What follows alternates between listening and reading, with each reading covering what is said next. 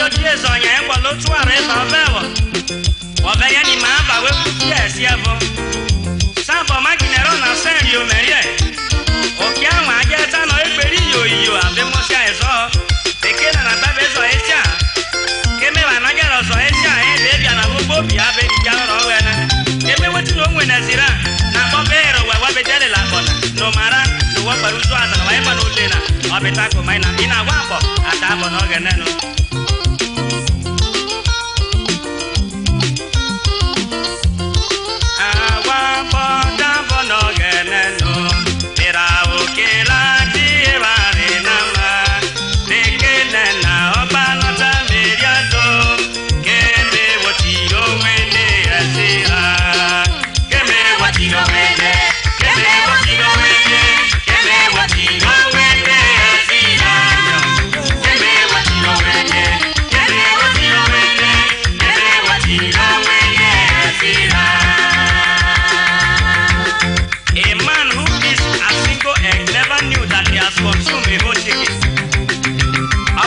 Isoko na no rese of Ikobino. I church area ero be bayasa. Kemu ko ga ni church ena.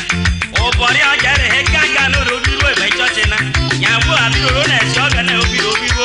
Ese jo e branch church na jo wero na. Ke yoro ma. Ke me o ho no na so pesoro. Bese no ero so ruwe vera. Aya city oreri e. Awa bo da bo no ye le no. Era wo ke ra ti e va re na ma.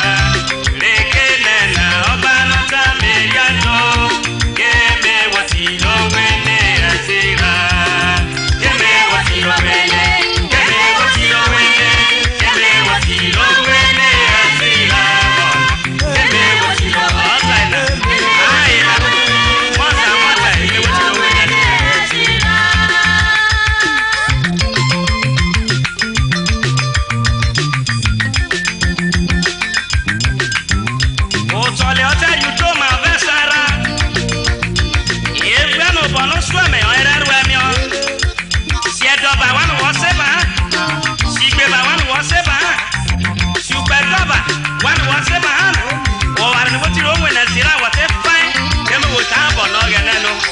Eh, wara bena na bobena baby wara e Bible table Mariano. Eh, bebe a baby asa e wo ku baba bo.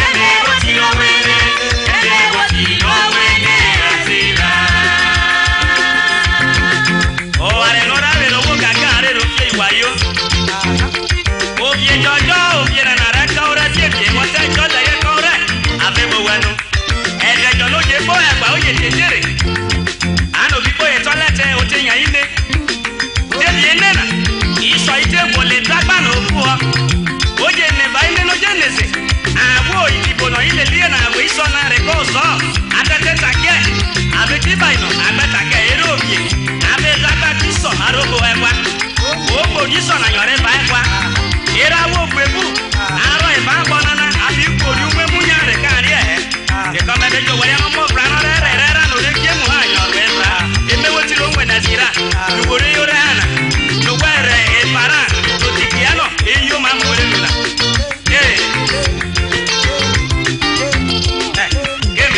Give